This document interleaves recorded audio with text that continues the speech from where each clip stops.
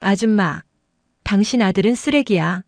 저 맞아야 돼. 군인 아들의 몸에 새겨진 담배 빵 자국을 본 쓰리스타 엄마가 이성을 잃고 국방부 핫라인을 가동해 부대 내 모든 범죄자를 그 자리에서 긴급 체포하고 개박살 내는 이야기입니다. 영상 시청 이전에 구독과 좋아요 부탁드리겠습니다. 저희에게 큰 도움이 됩니다. 경기도 파주시 문산읍. 새벽녘 임진강에서 피어오른 물 한 개가 자유로를 집어삼킬 듯 넘실거리고 있었다. 민간인 통제구역이 지척인 이곳은 대한민국 육군 제1보병사단 천하제일 전진부대의 주둔지였다. 삼엄한 철책과 곳곳에 설치된 대전차 방호벽이 이곳이 휴전국가의 최전방임을 묵묵히 증명하고 있었다. 그 삭막한 풍경 속으로 낡은 회색 경차 한 대가 굴러들어왔다. 범퍼는 찌그러져 있었고 차체에는 흙먼지가 가득했다. 위병소 앞 찾아가는 부대 열린 병영이라는 표어가 무색하게 굳게 닫힌 철문 앞에서 차가 멈춰섰다. 운전석에서 내린 여인은 평범함 그 자체였다. 무릎이 튀어나온 검은색 트레이닝 바지에 헐렁한 등산 점퍼 그리고 펑퍼짐한 운동화. 쉰 중반으로 보이는 그녀의 이름은 명은주였다. 하지만 그녀의 진짜 정체는 이 초라한 행색 뒤에 철저히 가려져 있었다. 대한민국 국방부 직할 국방무관 감찰단장, 육군 중장, 육해공군을 통틀어 군 내부의 비리와 범죄를 수사하고 처단할 수 있는 군사법원과 검찰을 아우르는 절대적인 칼자루를 쥔 여인. 그것이 명은주의 진짜 얼굴이었다. 하지만 지금 그녀는 장군이 아닌 아들 한바다 이병의 어머니 자격으로 이곳에 서 있었다. 무슨 일로 오셨습니까? 위병소 조장이 창문을 열고 고개를 내밀었다. 눈빛에는 귀찮음이 역력했다. 아들 면회 왔습니다. 1일연대 2대대 7중대 한바다 이병입니다. 명은주가 공손하게 고개를 숙이며 말했다.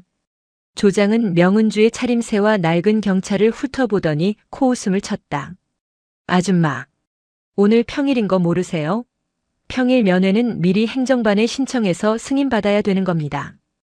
그냥 막 온다고 들여보내주는 동네 목욕탕이 아닙니다. 일주일 전에 행정보급관님과 통화해서 허락받았습니다. 확인해 주시겠습니까? 아 진짜. 바빠 죽겠는데. 조장은 투덜거리며 인터폰을 들었다. 그의 태도 어디에도 국민에 대한 봉사정신이나 어른에 대한 공경심은 찾아볼 수 없었다. 그저 자신보다 약해 보이는 아줌마에 대한 하대만이 존재했다. 행정반입니까? 여기 한바다 이병 어머니라는데 승인된 거 맞습니까? 예. 아, 귀찮게 시리. 알겠습니다. 전화를 끄는 조장이 턱으로 쪽문을 가리켰다. 저기 면회객 대기실 가서 기다리세요. 지금 부대 작업 중이라 인솔자 나올 때까지 한참 걸릴 겁니다. 감사합니다. 수고하십시오. 명은주는 군말 없이 차를 갓길에 대고 대기실로 향했다. 컨테이너를 개조해 만든 대기실은 냉골이었다. 그녀는 구석에 놓인 플라스틱 의자에 앉아 눈을 감았다. 그녀가 신분을 숨기고 이곳까지 온 이유는 단 하나였다. 며칠 전 그녀의 직통 핫라인이 아닌 개인 집 주소로 배달된 익명의 편지 한 통 때문이었다. 감찰단장님. 아니 어머니. 아드님이 죽어가고 있습니다. 1사단 1일연대 7중대의 악마들을 고발합니다. 공식적인 감찰로는 잡아낼 수 없습니다. 제발 도와주세요. 삐뚤빼뚤한 글씨로 쓰인 편지에는 아들 바다가 겪고 있는 끔찍한 가혹행위들이 적혀 있었다. 명은주는 즉시 휴가를 내고 달려왔다. 그녀의 감각은 경고음을 울리고 있었다. 이것은 단순한 병영 부조리가 아니다. 조직적이고 은밀한 거대한 악의 고리가 아들을 조여오고 있었다. 1시간이 지났다. 2시간이 지났다. 점심시간이 훌쩍 지난 오후 2시가 되어서야 면회실 쪽문이 열렸다. 건들거리는 걸음걸이의 중사가 들어왔다. 행정보급관 강덕배 중사였다. 한바다 어머니 되십니까? 네, 맞습니다. 오래 기다렸습니다. 아, 거참. 부대 일이 바쁘다 보면 그럴 수도 있지 뭘 그걸 티를 냅니까? 따라오시죠. 강덕배는 사과는커녕 면박을 주며 앞장섰다. 명은주는 주먹을 꽉 쥐었다가 폈다. 지금은 참아야 했다. 아들의 상태를 확인하는 것이 급선무였다.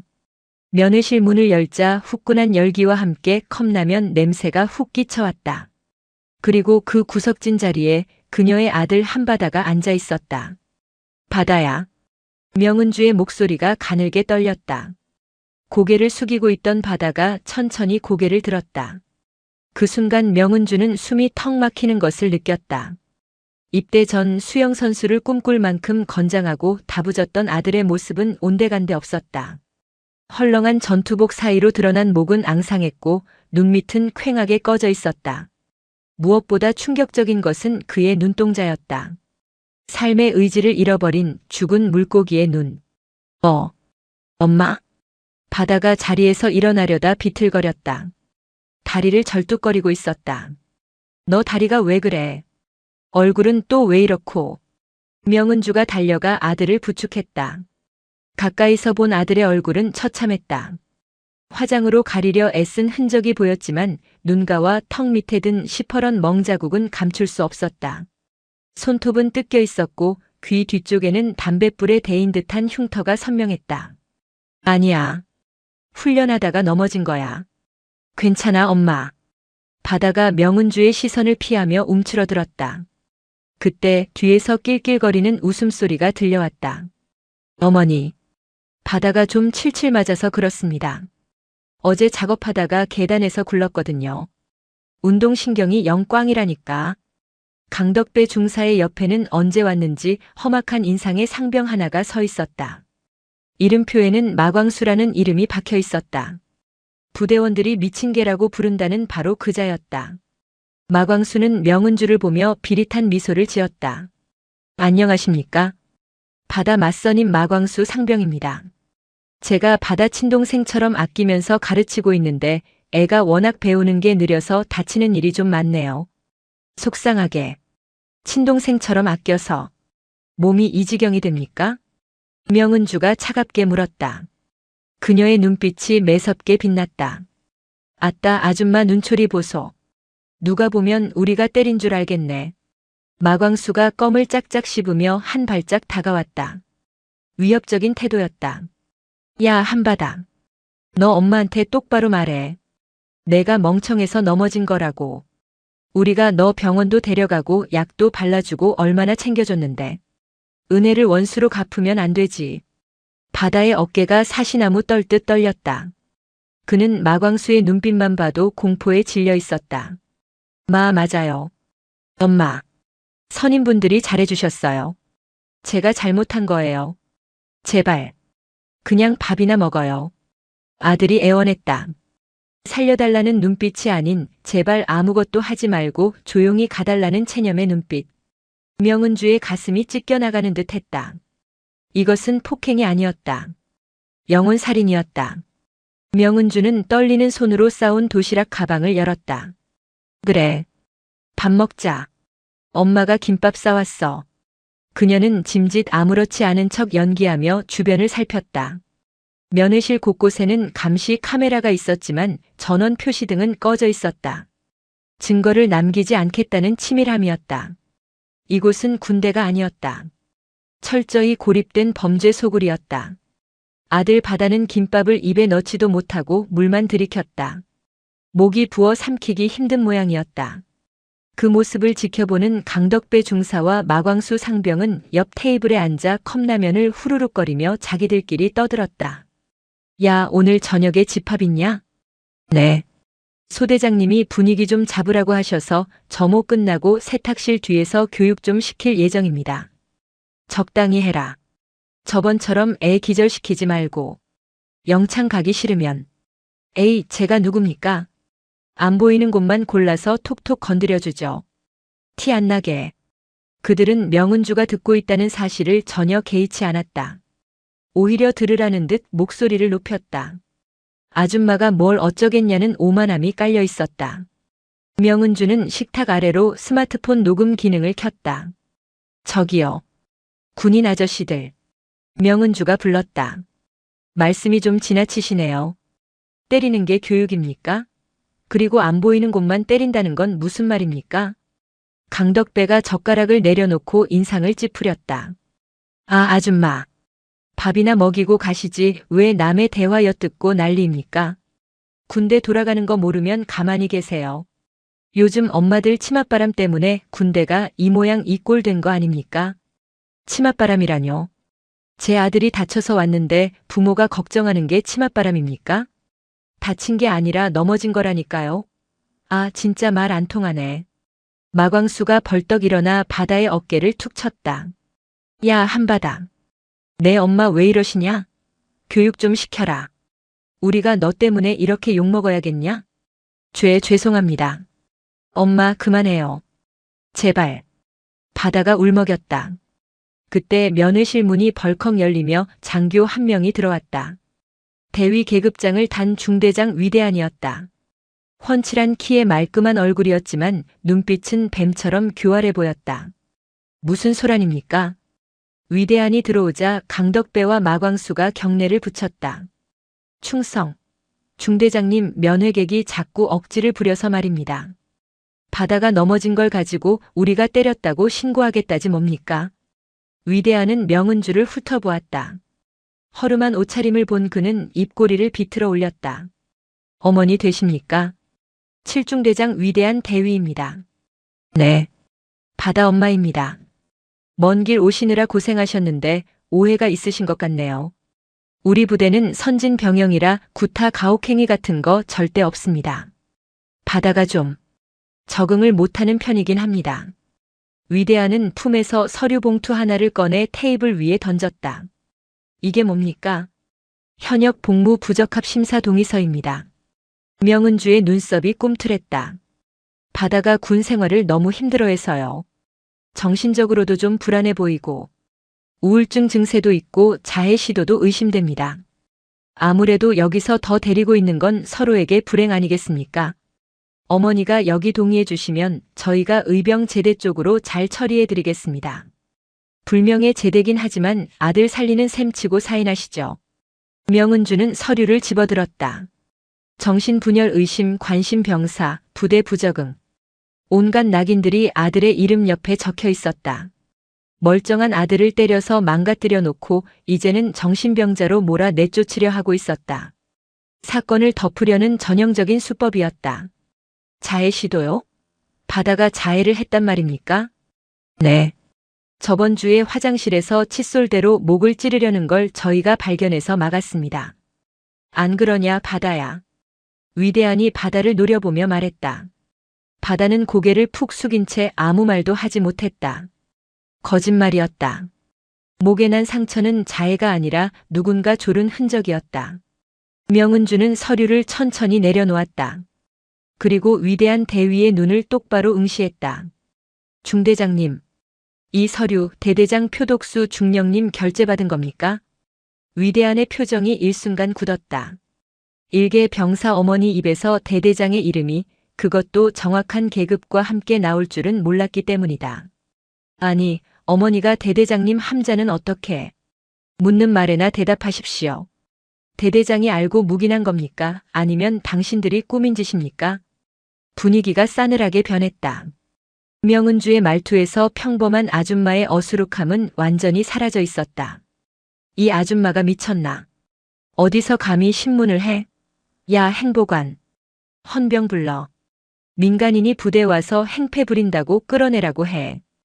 위대한이 소리를 질렀다. 강덕배가 험악한 표정으로 다가왔고 마광수도 위협적으로 주먹을 쥐었다. 당장 나가요. 좋은 말로 할 때. 마광수가 명은주의 팔을 잡으려 했다. 바다가 비명을 지르며 엄마 앞을 막아섰다. 엄마 건드리지 마. 내가 잘못했어. 내가 다 잘못했다고. 아들의 절규. 맞은 자가 때린 자에게 용서를 비는 이 기막힌 상황. 명은주는 마광수의 손을 가볍게 뿌리치고 자리에서 일어났다. 그녀의 작은 체구에서 뿜어져 나오는 기운이 면회실을 압도했다. 헌병을 부르겠다고 했나? 그녀는 주머니에서 구형 폴더폰이 아닌 최신형 보안 스마트폰을 꺼냈다. 그래. 불러라. 안 그래도 내가 부르려던 참이었다. 뭐? 전화 내려놔.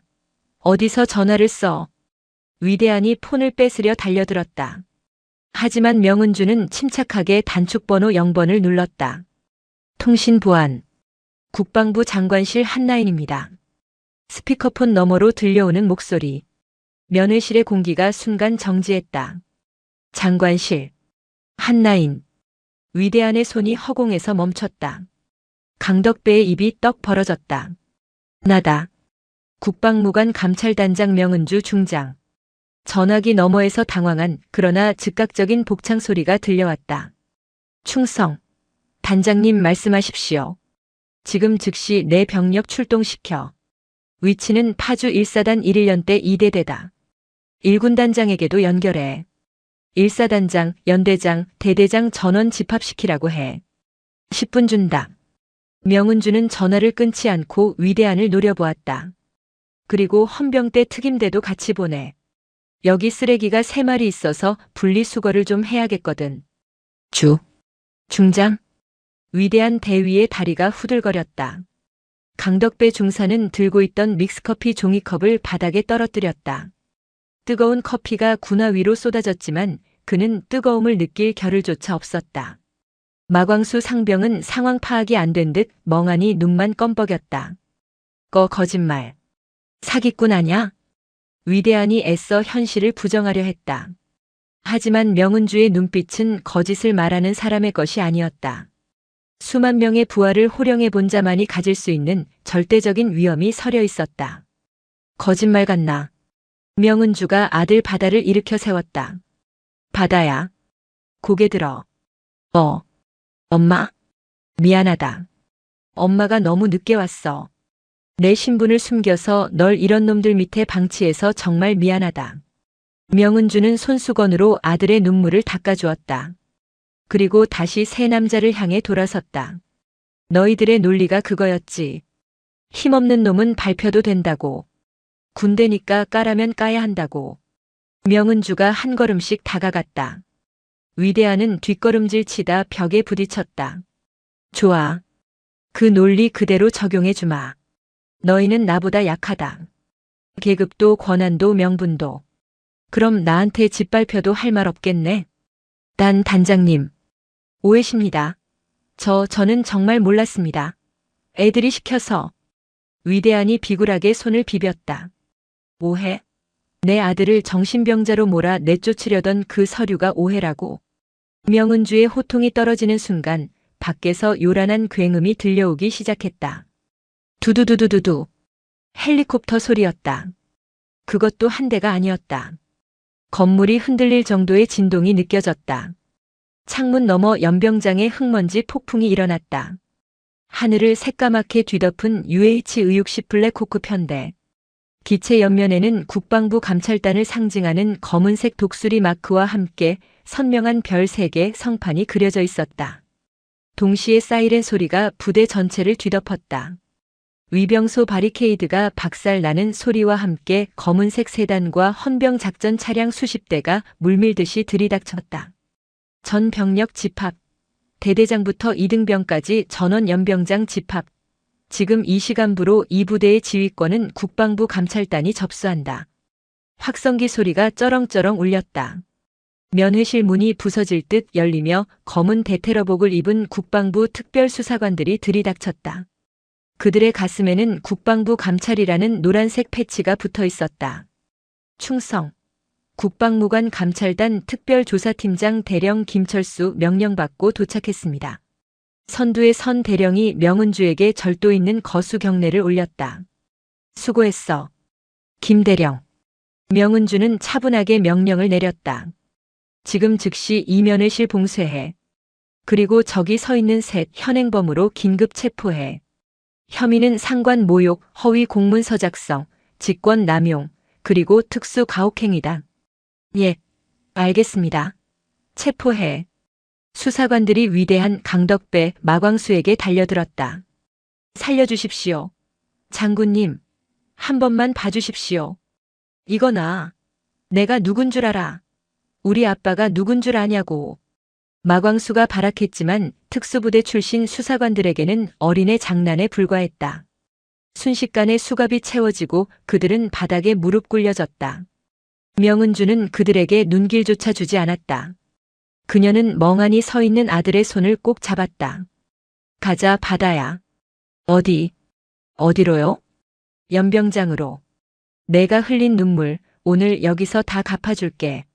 엄마가 약속했잖아. 밥 먹여준다고. 명은주는 아들을 데리고 면회실 밖으로 나갔다. 밖은 아수라장이었다. 갑작스러운 비상 소집에 수백 명의 병사들이 연병장으로 뛰어나오고 있었고 헬기에서 내린 감찰 요원들이 곳곳을 통제하고 있었다. 그 한가운데 셔츠 바람으로 뛰쳐나온 대대장 표독수 중령이 사색이 되어 서 있었다. 그는 헬기에서 내린 삼성 장군의 성판을 보고 다리가 풀려 주저앉기 일보 직전이었다. 명은주는 연병장 단상으로 천천히 걸어 올라갔다. 그녀의 뒤로 무장한 헌병들이 호위했다. 단상 위에 선 그녀는 마이크를 잡았다. 바람에 그녀의 등산 점퍼가 펄럭였다. 하지만 그 초라한 점퍼는 이제 찬란한 갑옷처럼 보였다. 전 부대 차렷. 명은주의 나직한 목소리가 스피커를 타고 부대 전체를 휘감았다. 나는 대한민국 국방부 감찰단장 명은주 중장이다. 그리고 오늘 이 썩어빠진 부대를 청소하러 온 청소부다. 표독수 중령이 털썩 주저앉았다.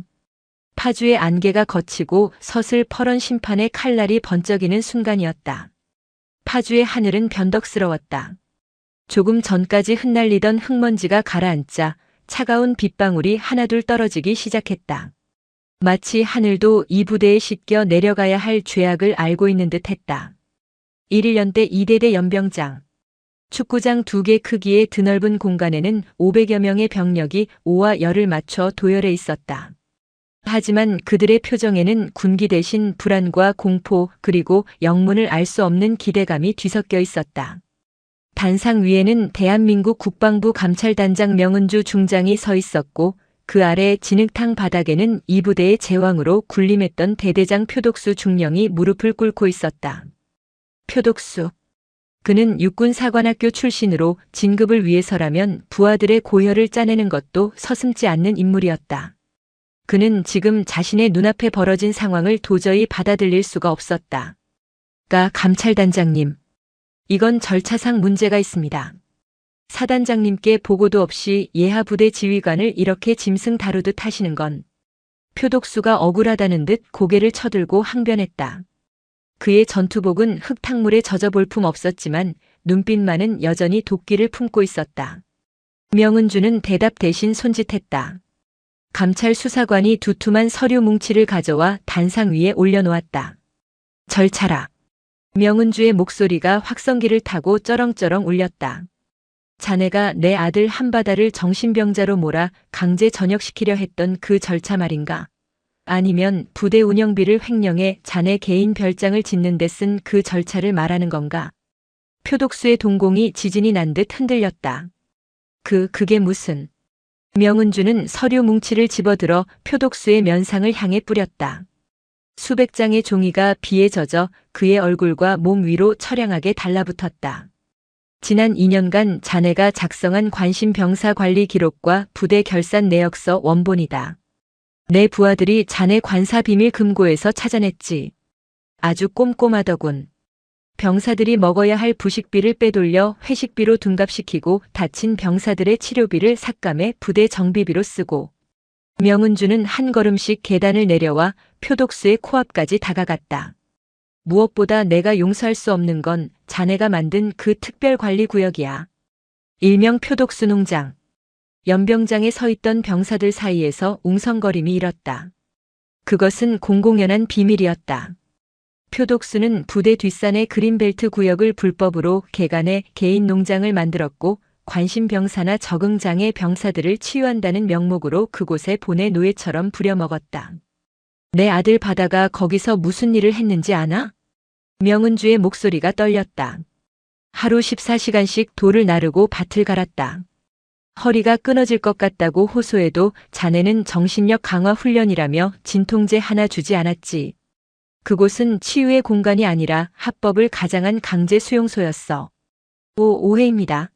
저는 아이들에게 땀의 가치를 가르쳐주고 싶었을 뿐입니다. 요즘 애들이 워낙 나약해서. 닥쳐. 짝. 명은주의 손바닥이 표독수의 뺨을 후려쳤다. 빗물과 함께 핏방울이 튀었다. 연병장의 모든 병사가 숨을 죽였다.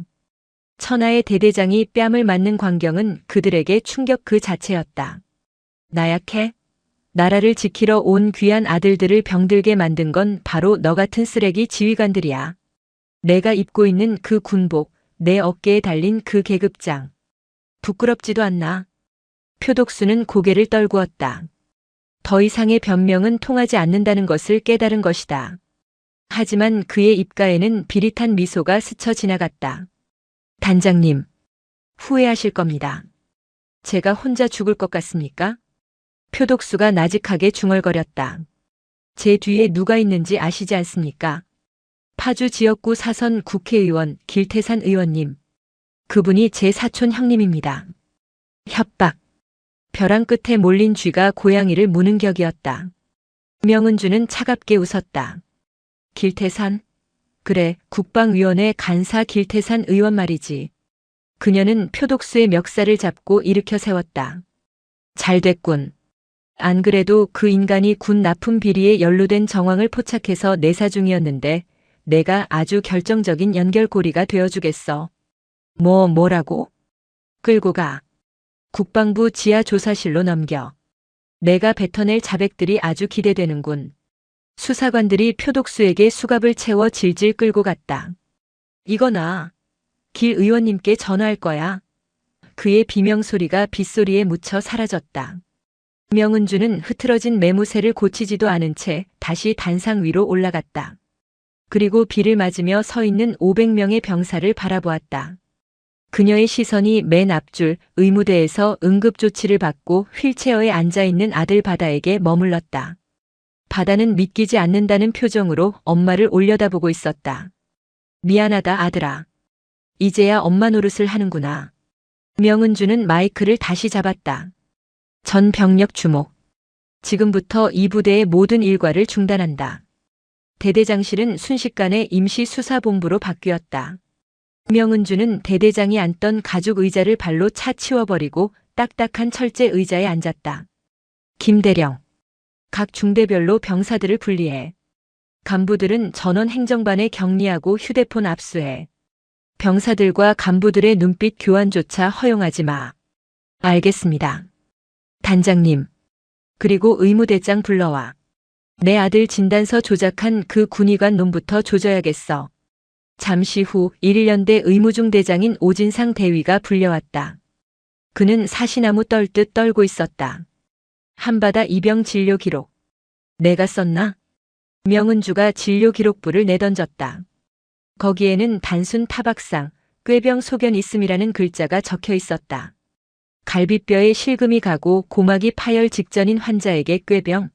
내 놈이 의사야? 히포크라테스 선서가 아니라 악마의 계약서라도 썼나 보지. 자, 잘못했습니다. 대대장님이 시키셔서. 안 그러면 인사고과 안 좋게 주겠다고 협박하셔서. 그래서 환자를 버렸나? 의사로서의 양심을 팔아먹고. 명은주는 책상을 쾅 내리쳤다. 너는 군법 회부감이다. 의사 면허 박탈은 물론이고 감옥에서 내가 외면한 고통을 뼈저리게 느끼게 해주마. 끌어내. 오진상 대위가 끌려나가자 명은주는 창밖을 바라보았다. 비가 그치고 있었다. 하지만 진짜 폭풍은 이제부터였다. 표독수 하나를 잡았다고 끝날 일이 아니었다. 이 부대 곳곳에 퍼진 썩은 뿌리를 완전히 도려내야 했다. 그때 감찰 수사관이 다급하게 들어왔다. 단장님, 문제가 생겼습니다. 병사들이 입을 열지 않습니다. 뭐라고? 피해 사실을 적으라고 설문지를 돌렸는데 90% 이상이 없음이라고 적었습니다. 보복이 두려워서 그런 것 같습니다. 오랫동안 학습된 공포가 너무 깊습니다. 명은주는 입술을 깨물었다. 당연한 일이었다. 대대장이 잡혀갔어도 그 밑에 중대장, 소대장, 그리고 악마 같은 선임병들은 여전히 그들과 함께 생활관을 쓰고 있었다. 방법을 바꿔야겠어. 명은주가 자리에서 일어났다. 내가 직접 나간다. 명은주는 연병장에 설치된 대형 천막으로 향했다. 그곳에는 7중대 병사 100여 명이 모여 있었다. 공기는 무거웠고 병사들은 바닥만 쳐다보고 있었다. 누구 하나 선뜻 나서서 내가 맞았습니다라고 말할 분위기가 아니었다. 명은주는 중앙에 마련된 간이 의자에 앉았다. 그녀는 계급장이 달린 점퍼를 벗어 옆에 두었다. 다들 고개 들어. 병사들이 쭈뼛거리며 고개를 들었다. 나를 국방부 감찰단장이라고 생각하지 마라. 나는 오늘 여기 피해자인 한바다 이병의 엄마로서 왔다. 명은주의 시선이 병사들 하나하나와 마주쳤다. 내 아들 바다가 당한 일 너희들도 알지. 어쩌면 너희 중 누군가는 방관했고 누군가는 억지로 동조했을지도 몰라. 그건 너희 잘못이 아니다.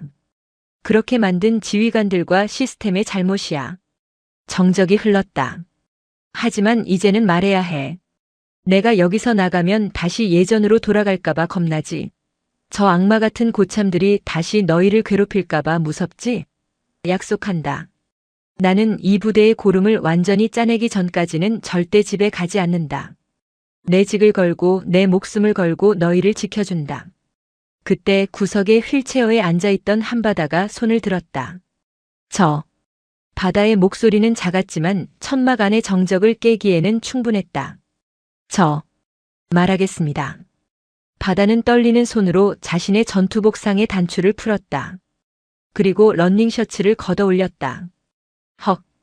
병사들 사이에서 탄식이 터져나왔다.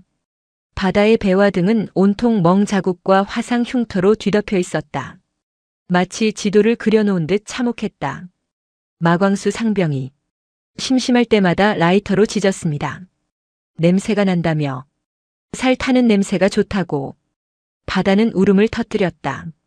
그리고 강덕배 행보관님은 제 월급 카드를 뺏어가서 유흥비로 썼습니다. 집에 돈 붙여야 한다고 사정하니까 어머니 없는 셈치라고 했습니다. 아들의 고백을 듣는 명은주의 눈에서 뜨거운 눈물이 흘러내렸다. 그녀는 달려가 아들을 껴안았다. 미안해. 미안해 바다야. 모자의 통곡. 그 울음소리가 기폭제가 되었다. 맨 뒷줄에 앉아있던 일병 하나가 벌떡 일어났다. 저도 있습니다. 그는 절뚝거리며 앞으로 나왔다. 삼소대장 김철민 중위가 기분 나쁜 날이면 군화발로 제 정강이를 찼습니다. 뼈가 부러진 것 같은데 의무대도 못 가게 했습니다. 저도 말하겠습니다. 식당 관리관이 부식 고기를 빼돌려서 밖에서 파는 거 봤습니다. 선임들이 제 여동생 사진 보면서 성희롱하고 소개 안 시켜주면 잠 안 재웠습니다. 복물이 터졌다. 1명, 2명, 10명.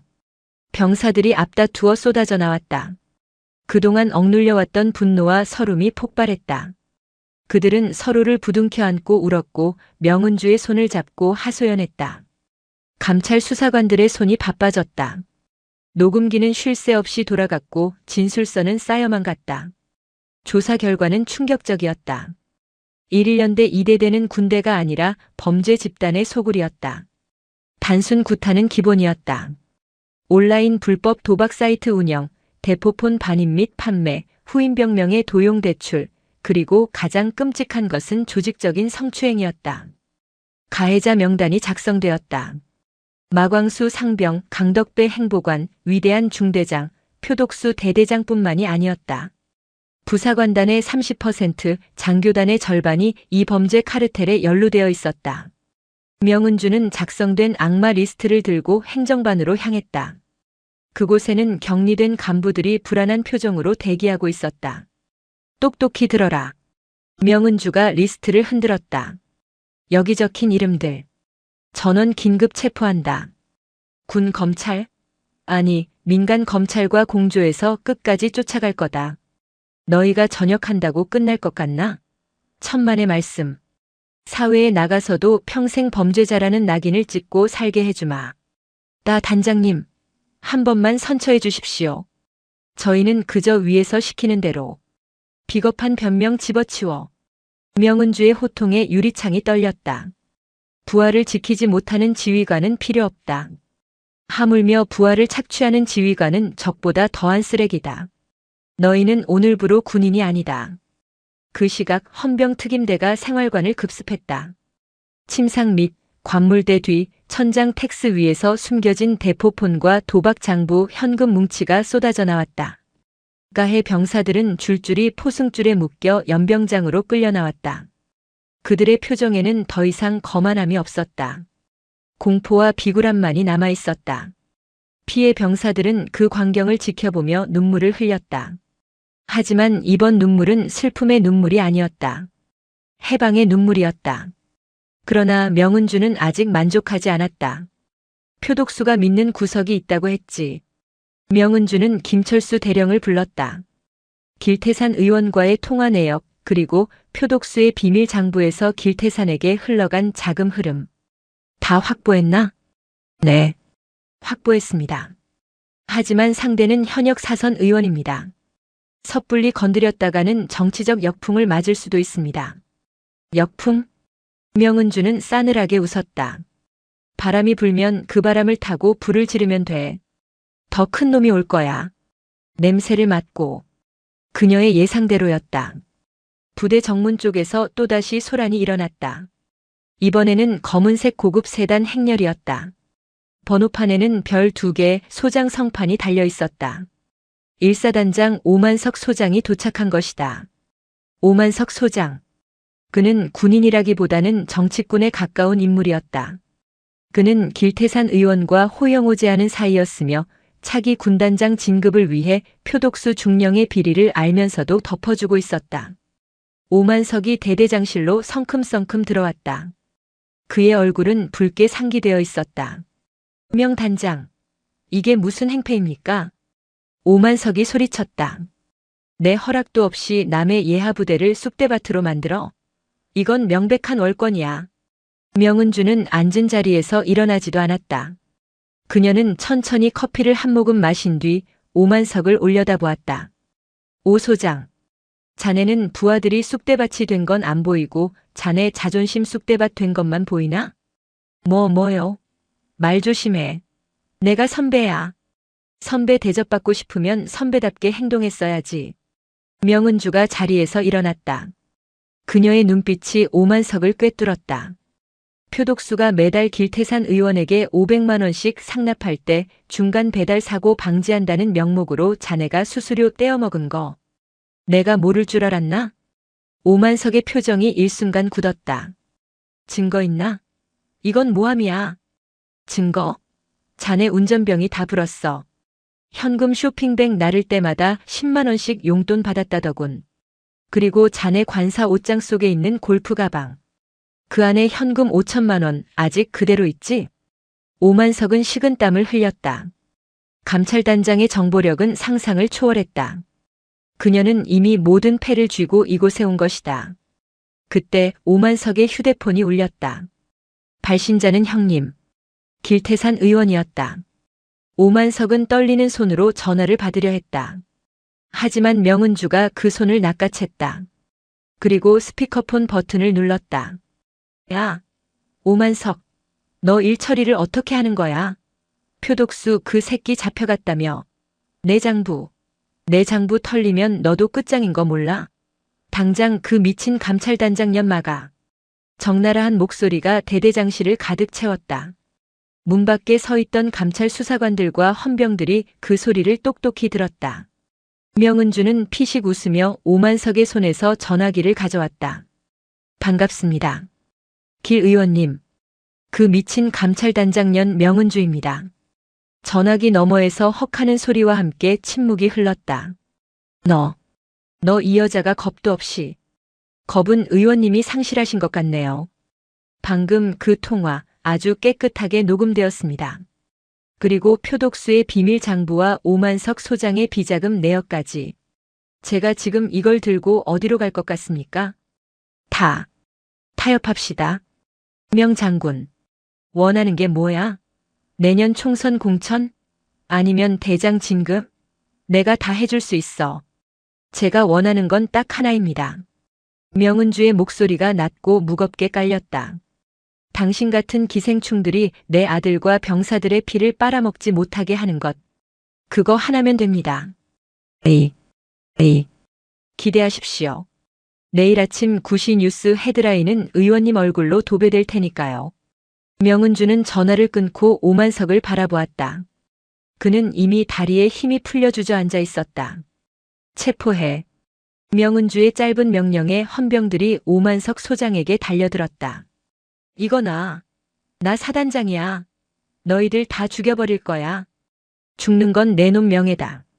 별 2개가 달린 사단장이 자신의 부하들 앞에서 수갑을 차고 끌려나가는 모습. 그것은 파주 1사단 역사상 가장 충격적이고도 통쾌한 장면이었다. 명은주는 여기서 멈추지 않았다. 그녀는 1년대 방송실을 장악했다. 그리고 마이크를 잡았다. 아, 국방무관 감찰단장 명은주 중장이다. 전 장병은 듣는다. 그녀의 목소리가 부대 내 모든 스피커를 통해 울려 퍼졌다. 생활관에 있던 병사들, 영창에 갇힌 가해자들, 그리고 밖에서 대기하던 모든 인원이 귀를 기울였다. 방금 너희를 괴롭히던 대대장 표독수, 1사단장 오만석, 그리고 그들의 배후였던 길태산 의원의 비리가 모두 확보되었다. 그들은 법의 심판을 받을 것이다. 병사들 사이에서 환호성이 터져나오기 시작했다. 하지만 이것은 나의 승리가 아니다. 용기 내어 진실을 말해준 너희들의 승리다. 명은주는 잠시 숨을 고르고 말을 이었다. 이제 이 부대에 봄이 올 것이다. 너희를 억압하던 겨울은 끝났다. 마음껏 웃고 마음껏 떠들어라. 오늘 저녁은 내가 쏜다. 전 장병 삼겹살 회식이다. 와! 연병장이 떠나갈 듯한 함성이 터졌다.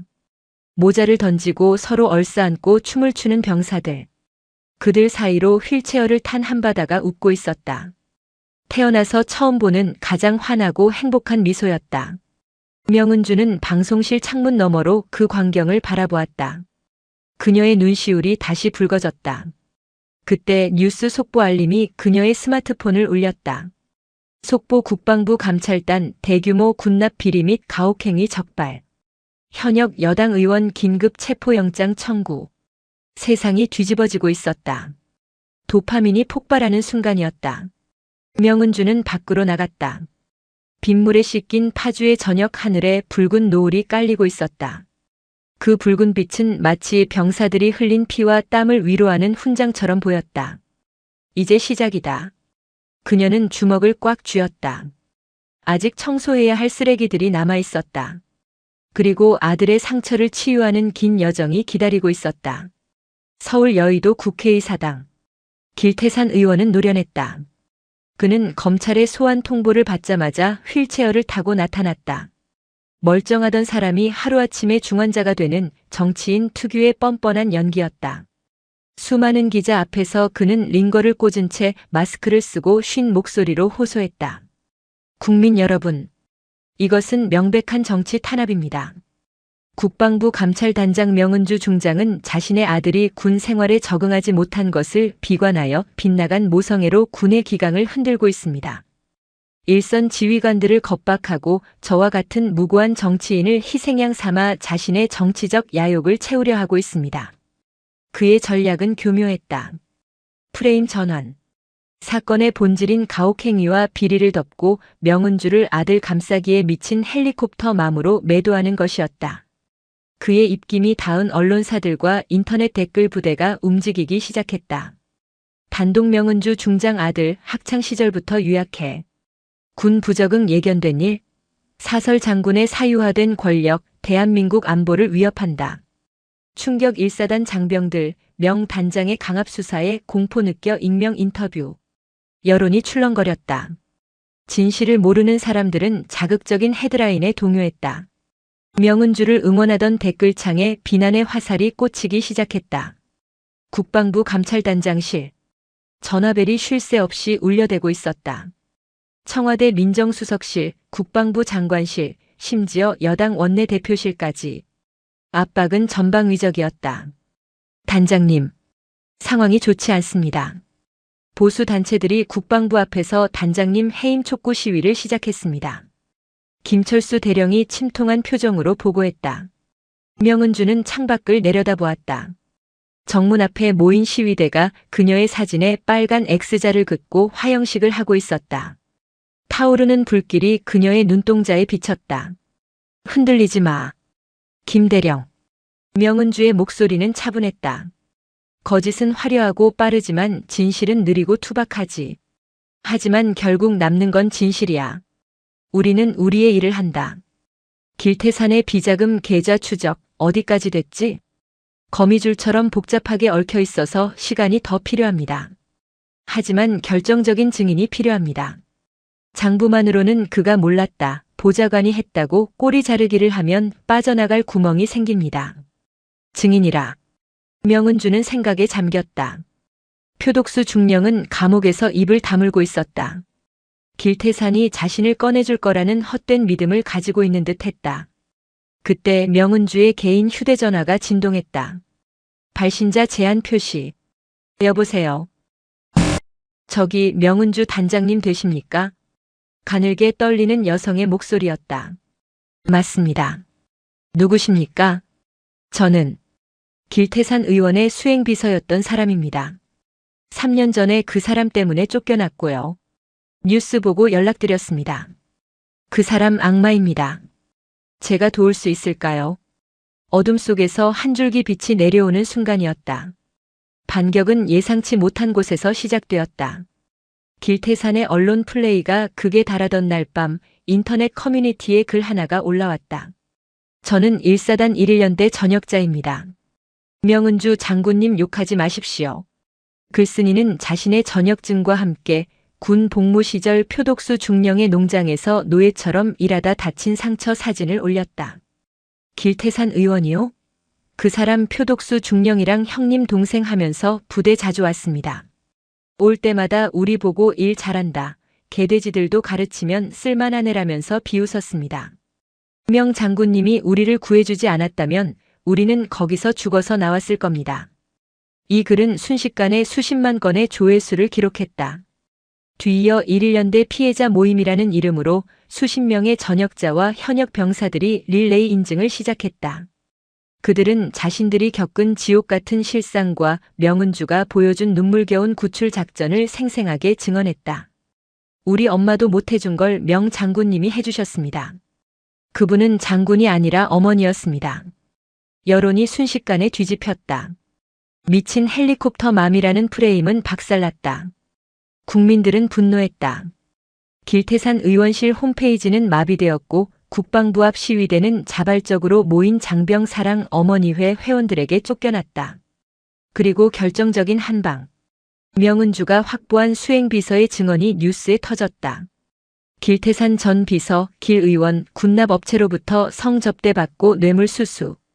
장부는 내 차명 계좌로 관리. 뉴스 화면에 모자이크 처리된 비서가 떨리는 손으로 비밀 장부 사본을 내밀었다. 거기에는 표독수 500, 오만석 300이라는 숫자와 날짜가 빼곡히 적혀 있었다. 병원 침대에 누워 쇼를 하던 길태산은 이 뉴스를 보고 리모컨을 집어 던졌다. 이 배신자년이. 그때 병실 문이 열리고 명은주가 들어왔다. 그녀의 뒤로 검찰 수사관들이 들이닥쳤다. 길태산 씨. 꾀병은 이제 그만하시죠. 명은주가 차갑게 말했다. 당신을 뇌물수수, 정치자금법 위반, 그리고 군사기밀보호법 위반 혐의로 체포합니다. 이번에는 휠체어가 아니라 호송차를 타셔야겠습니다. 이거나 내가 누군 줄 알아. 감찰단장 따위가 감히.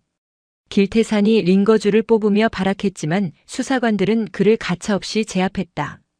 병원 복도를 끌려가는 그의 모습은 전국의 안방극장에 생중계되었다. 명은주는 카메라를 향해 짧고 굵은 한마디를 남겼다. 군대는 정치인의 지갑이 아닙니다. 대한민국 청년들의 피와 땀입니다. 그 피를 빤 대가는 가혹할 것입니다. 계절이 바뀌어 여름이 시작될 무렵 서울중앙지방법원 대법정. 길태산, 오만석, 표독수. 이 세 거물의 재판이 열리는 날이었다. 법원 앞은 엄벌을 촉구하는 시민들로 인산인해를 이루었다. 법정 안은 팽팽한 긴장감이 감돌았다. 피고인석에 앉은 길태산은 국내 최고의 전관 변호사들로 호화 변호인단을 꾸렸다. 그는 여전히 혐의를 부인하고 있었다. 존경하는 재판장님. 길태산의 변호인이 거만하게 일어났다. 피고인은 뇌물을 받은 적이 없습니다. 수행비서가 개인적으로 횡령한 돈을 피고인에게 뒤집어 씌우고 있는 것입니다. 또한 표독수 중령의 가혹행위와는 전혀 무관합니다. 단지 지역구 부대를 격려차 방문했을 뿐입니다. 모르쇠와 꼬리 자르기. 뻔뻔함의 극치였다. 검사 측 증인으로 나온 오만석과 표독수도 말을 맞춘 듯 입을 다물었다. 길태산이 자신들을 빼내줄 거라는 마지막 희망을 놓지 않은 것이다. 재판장이 난감한 표정을 지었다. 직접적인 증거인 장부는 비서의 차명 계좌라 연결고리가 약했고 진술만으로는 유죄 입증이 까다로웠다. 길태산이 피고인석에서 명은주를 보며 비릿하게 웃었다. 내가 날 이길 수 있을 것 같아? 라는 조소였다. 명은주는 주먹을 꽉 쥐었다. 이대로라면 그가 집행유예로 풀려날 수도 있었다. 더 확실한 것, 누구도 부인할 수 없는 충격적인 진실이 필요했다. 검찰 측 다음 증인 있습니까? 재판장의 물음에 검사가 자리에서 일어났다. 네. 마지막 증인을 신청합니다. 이 사건의 최초 피해자이자 목격자 한바다 이병입니다. 법정 문이 열렸다. 정복을 입은 한바다가 들어왔다. 그는 더 이상 휠체어를 타고 있지 않았다. 비록 다리를 조금 절뚝거렸지만 두 발로 당당하게 걸어 들어왔다. 그의 눈빛은 일사단 면회실에서 보았던 죽은 물고기의 눈이 아니었다. 바다가 증언석에 앉았다. 증인. 피고인 길태산이 부대를 방문했을 때를 기억합니까? 검사의 질문에 바다가 마이크를 잡았다. 네. 똑똑히 기억합니다. 바다는 길태산 쪽을 바라보았다. 길태산의 눈썹이 꿈틀했다. 작년 11월이었습니다. 길태산 의원은 표독수 대대장의 농장에 왔습니다. 그때 저는 비닐하우스 안에서 썩은 퇴비를 맨손으로 치우고 있었습니다. 길 의원은 저를 보고 대대장에게 이렇게 말했습니다. 바다는 숨을 깊게 들이쉬었다. 이런 패급들은 굴려야 정신을 차리지. 야, 표중령. 이번에 내 별장에 조경 공사해야 하는데 여기 애들 좀 보내. 공짜 인력 좋잖아. 법정이 술렁거렸다. 거짓말. 저놈이 거짓말을 하고 있어. 길태산이 벌떡 일어나 소리쳤다. 바다는 흔들리지 않았다. 그는 품 안에서 작은 녹음기 하나를 꺼냈다. 저는 그날을 잊지 않기 위해 그리고 언젠가 엄마에게 보여주기 위해 그날의 대화를 몰래 녹음했습니다. 표독수 대대장이 압수한 제 옛날 mp3 플레이어에 녹음 기능이 있었습니다. 녹음기가 재생되었다. 형님, 이번에 애들 보내주시면 공천 확실한 겁니까? 아, 걱정 말라니까. 국방 예산 좀 빼돌려서 내 선거 자금으로 좀 세탁해주고. 애들은 쓰다가 다치면 의병 제대시키면 돼. 군바리들 목숨값이 뭐 그리 비싸? 길태산과 표독수의 육성이 법정 스피커를 통해 적나라하게 울려 퍼졌다. 군바리 목숨값. 이 한마디가 법정의 공기를 얼어붙게 만들었다. 방청석에 앉아있던 피해 병사들의 부모들이 오열하기 시작했다. 길태산의 얼굴이 흑빛으로 변했다. 변호인단도 당황하여 어쩔 줄 몰랐다. 이것은 빠져나갈 수 없는 스모킹 건이었다. 명은주는 증언석에 앉은 아들을 바라보았다. 언제 저렇게 컸을까?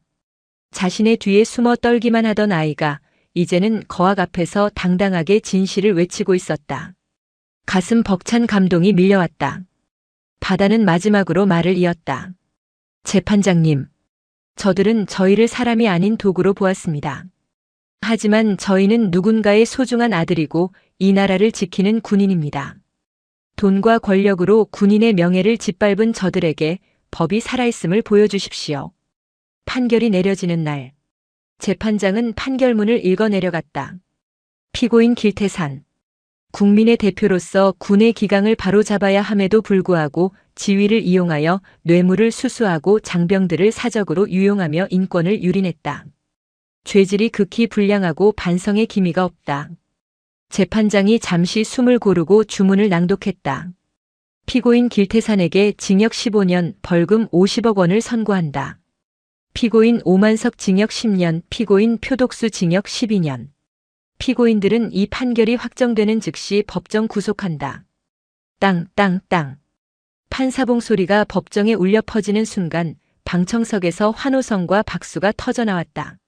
만세. 정의는 승리했다. 길태산은 망연자실한 표정으로 주저앉았다. 교도관들이 그의 양팔을 붙잡고 끌고 나갔다. 그 거만하던 사선 의원의 최후는 초라하기 그지없었다. 명은주는 자리에서 일어나 아들에게 다가갔다. 바다가 엄마를 보고 환하게 웃었다. 이겼어, 엄마. 그래. 내가 이겼다. 우리 아들이 해냈어. 두 사람은 뜨거운 포옹을 나누었다.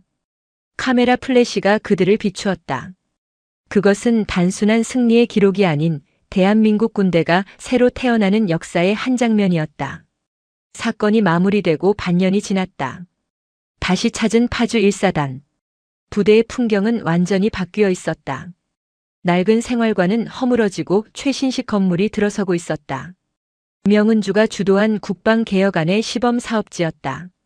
연병장에는 족구를 하는 병사들의 활기찬 고함이 가득했다. 예전처럼 억지로 지르는 비명이 아닌 진짜 즐거움이 담긴 소리였다. 명은주는 사복 차림으로 부대를 방문했다. 그녀의 옆에는 병장 계급장을 단 한 바다가 걷고 있었다. 저녁까지 얼마나 남았지? 이제 2달 남았습니다. 바다가 쑥스러운 듯 머리를 극적였다. 의병 제대하라니까 기어코 만기 전역하겠다고 고집을 피우더니 후회 안 해? 후회 안 합니다. 제가 도망치면 저를 보고 용기 낸 후임들이 실망할 거 아닙니까? 끝까지 남아서 바뀌는 거 보고 싶었습니다. 바다의 말에 명은주는 코끝이 찡해졌다. 아들은 그 지옥 같은 시간을 견뎌내고 더 단단한 남자가 되어 있었다. 부대 식당. 오늘의 메뉴는 바다가 제일 좋아하는 제육볶음이었다. 명은주는 장군의 권위가 아닌 면회온 엄마로서 아들의 식판에 고기를 듬뿍 올려주었다. 많이 먹어. 살 좀 쪘네, 이제. 엄마도 좀 드세요. 맨날 일만 하느라 밥도 제대로 못 드시면서. 주변 테이블의 병사들이 힐끔거렸다. 예전 같으면 공포의 대상이었을 감찰단장이었지만 이제 그들의 눈빛에는 존경과 친근함이 담겨 있었다. 한 병사가 용기를 내어 다가왔다. 단장님. 아니, 어머니. 응? 감사합니다. 정말 감사합니다. 덕분에 군 생활 할 맛 납니다. 병사가 꾸벅 인사를 하고 도망치듯 자리에 앉았다. 명은주는 빙그레 웃었다. 별 3개보다 더 값진 훈장이었다. 식사를 마친 후 명은주와 바다는 부대 뒷산으로 향했다. 과거 표독수 중령의 불법 농장이 있던 곳. 지금은 그 흉물스러운 비닐하우스들이 모두 철거되고 작은 추모공원이 조성되어 있었다. 그곳에는 과거 군내 부조리로 인해 안타깝게 목숨을 끊거나 사고로 희생된 병사들을 기리는 위령비가 세워져 있었다. 명은주는 하얀 국화꽃 한 송이를 비석 앞에 내려놓았다. 미안하다. 너무 늦게 바꿔서. 너희들의 희생이 헛되지 않게 할게. 그녀는 눈을 감고 묵념했다. 바람이 불어와 나뭇잎을 흔들었다. 마치 먼저 간 영혼들이 고맙습니다라고 속삭이는 것 같았다. 바다도 엄마 옆에 나란히 서서 경례를 올렸다. 엄마, 저 꿈이 생겼어요. 산길을 내려오며 바다가 말했다. 꿈? 수영 다시 하려고? 아니요. 수영은 취미로만 할래요. 군 상담사가 되고 싶어요. 저처럼 마음 다친 병사들 들어주고 지켜주는 사람이요. 엄마는 칼로 썩은 부위를 도려내셨지만 저는 약으로 상처난 곳을 발라주고 싶어요. 명은주는 걸음을 멈추고 아들을 바라보았다. 석양빛을 받은 아들의 얼굴이 그 어느 때보다 듬직해 보였다. 멋지네. 내 아들. 명은주는 아들의 어깨를 감싸 안았다. 엄마보다 훨씬 훌륭한 군인이 되겠는걸. 에이, 엄마 따라가려면 멀었죠. 명은주 장군님은 전설이잖아요. 전설은 무슨. 그냥 아들 바보 아줌마지. 모자의 웃음소리가 파주의 숲속으로 퍼져나갔다. 임진강 너머로 해가 지고 있었다. 붉은 노을이 강물을 황금빛으로 물들였다. 지난 겨울에 짙은 안개는 사라지고 맑고 투명한 강물이 유유히 흐르고 있었다. 그것은 고통의 시간을 지나 평화의 바다로 나아가는 두 사람의 앞날을 보여주는 듯 했다. 파주의 겨울바람은 여전히 매서웠지만 더 이상 살을 베는 듯한 고통은 없었다.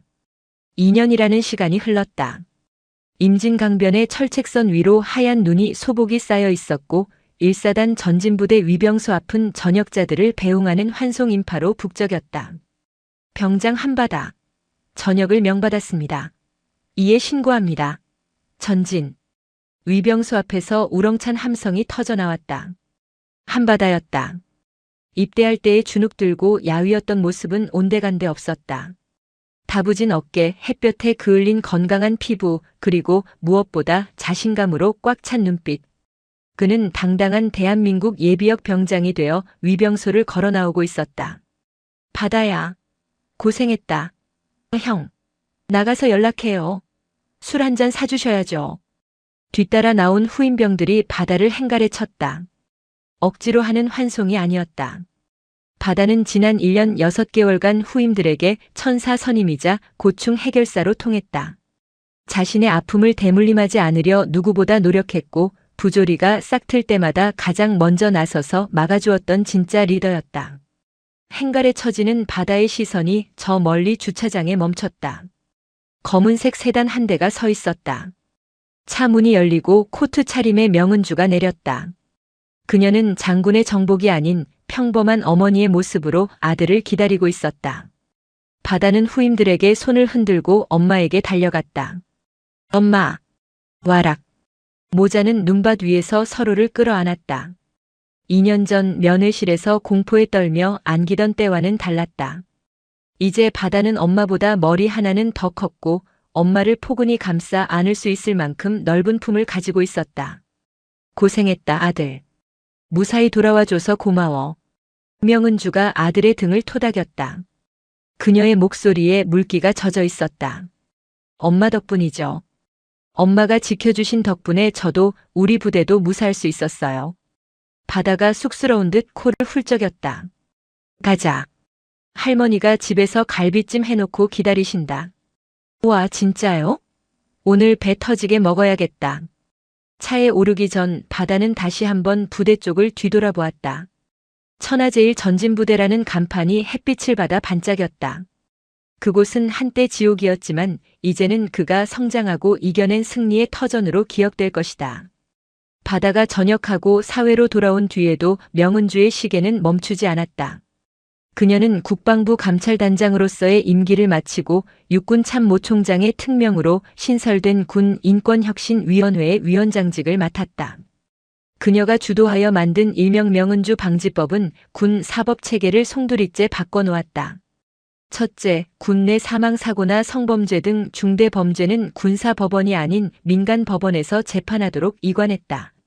제19 감싸기를 원천 봉쇄한 것이다. 둘째, 병사들의 휴대전화 사용을 전면 자율화하여 부대 내의 부조리가 실시간으로 외부 감시를 받을 수 있게 했다. 셋째, 지휘관의 인사고과의 인권지수를 반영하여 병력을 도구처럼 부리는 지휘관은 절대로 별을 달 수 없게 만들었다. 물론 저항도 있었다. 군대가 보이스카우트냐 지휘권을 침해한다는 일부 예비역 장성들의 반발이 있었지만 명은주는 단호했다. 강한 군대는 몽둥이에서 나오는 것이 아니라 전우를 위해 기꺼이 등을 맡길 수 있는 신뢰에서 나온다. 그녀의 신념은 확고했고 결과가 그것을 증명했다. 사고율은 급감했고 병사들의 사기는 하늘을 찔렀다. 반면 악인들의 말로는 비참했다. 안양교도소 독방. 전 국회의원 길태사는 7순이 넘은 노인이 되어 수감 생활을 하고 있었다. 15년형. 가석방 없는 중형이었다. 한때 대한민국을 호령하던 권력자는 이제 교도관의 눈치를 보며 밥그릇을 챙기는 신세로 전락했다. 그는 가끔 면회 오는 가족들에게 소리쳤다. 내가 나가면 가만 안 둬. 명은주, 그 여자가 날 이렇게 만들었어. 하지만 가족들조차 그를 외면했다. 그의 비리가 터지면서 집안은 풍비박산났고 자식들은 아버지를 부끄러워하며 이름을 바꾸고 이민을 떠났다. 표독수와 오만석도 마찬가지였다. 군인 연금이 박탈되어 빈털터리가 된 그들은 감옥 안에서도 다른 수감자들에게 병사들 등쳐먹은 쓰레기라고 손가락질 당하며 지옥 같은 나날을 보내고 있었다.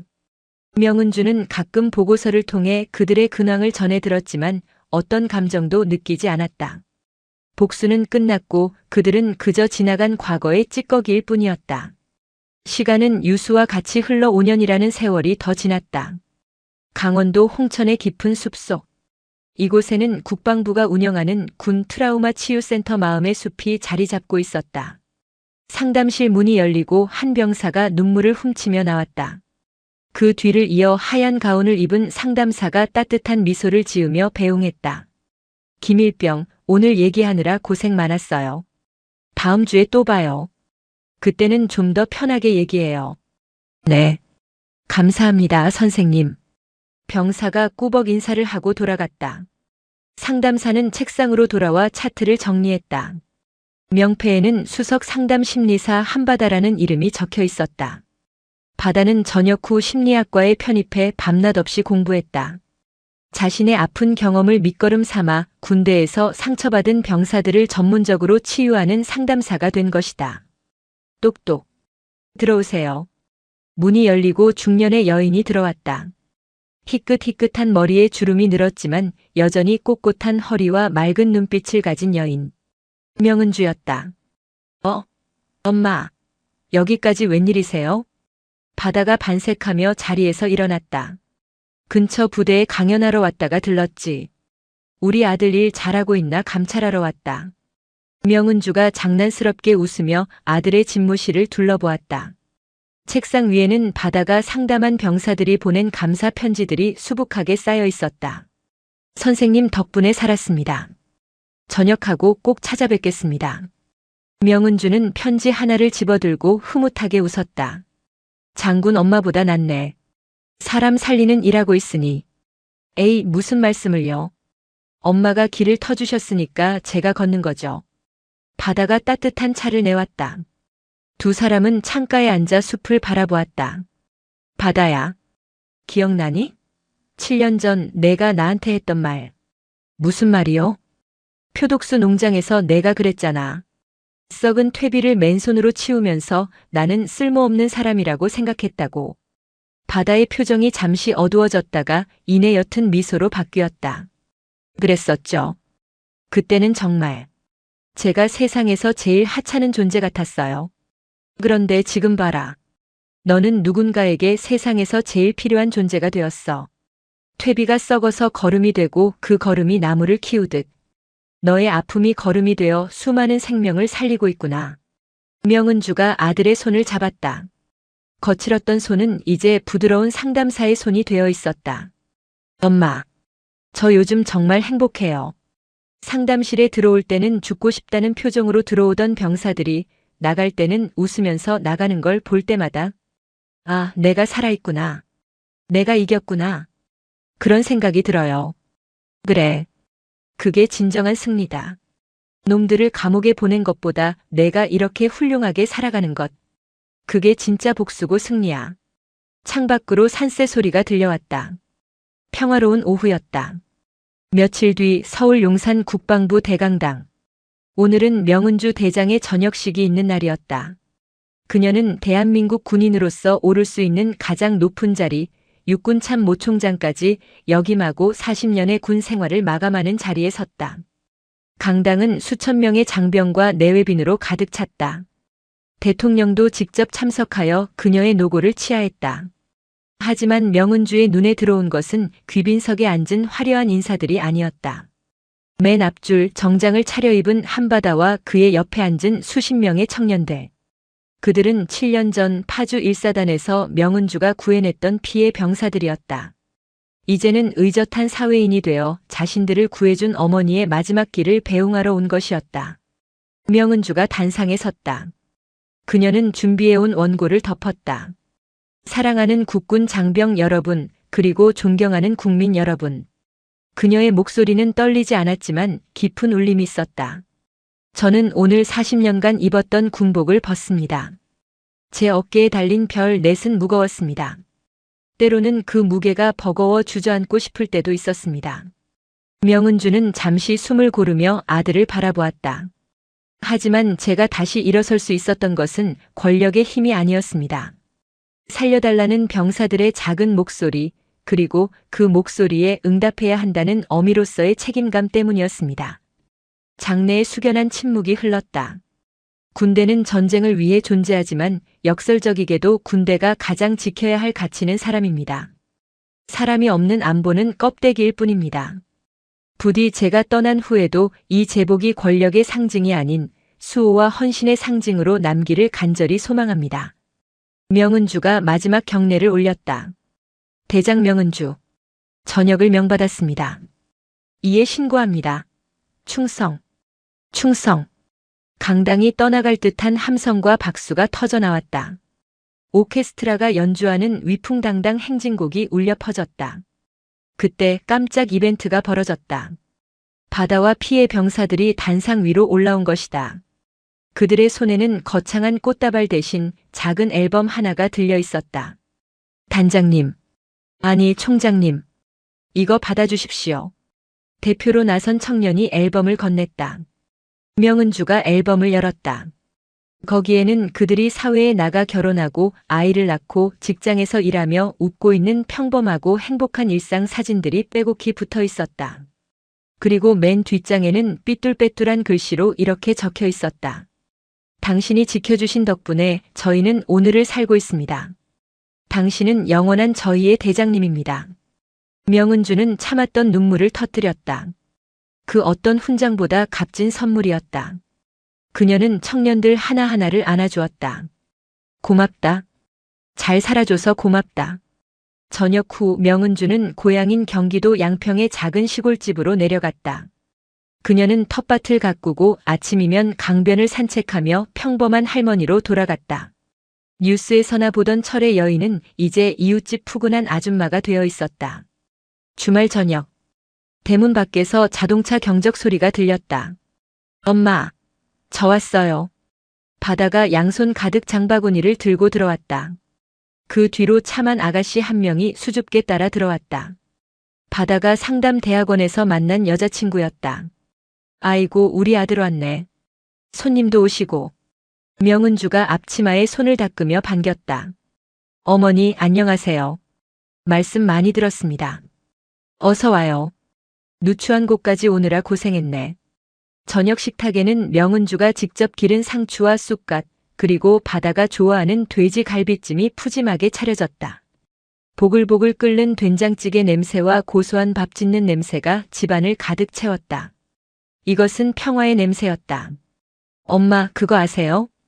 바다가 쌈을 싸서 명은주의 입에 넣어주며 말했다. 뭐가? 저 요즘은 악몽 안 꿔요. 예전에는 매일 밤 누군가에게 쫓기는 꿈을 꿨는데 이제는 꿈속에서도 웃어요. 명은주는 아들의 맑은 얼굴을 가만히 바라보았다. 눈가에 잡힌 주름이 부드럽게 휘어졌다. 다행이네. 정말 다행이야. 명은주는 창문을 열었다. 밤하늘에 수많은 별이 빛나고 있었다. 예전에는 저 별들이 군인의 계급장처럼 보였지만 지금은 그저 아름다운 자연의 빛일 뿐이었다. 겨울은 끝났다. 명은주와 한바다 그리고 그들이 지켜낸 수많은 젊음에게 이제 영원한 봄이 머물 것이다. 명은주는 밤하늘을 향해 작게 속삭였다. 충성. 임무 완료. 그녀의 미소 위로 따스한 달빛이 내려앉았다. 세상에서 가장 평온한 밤이었다. 오늘도 시청해주셔서 감사합니다. 영상이 즐거우셨다면 구독과 좋아요 부탁드리겠습니다.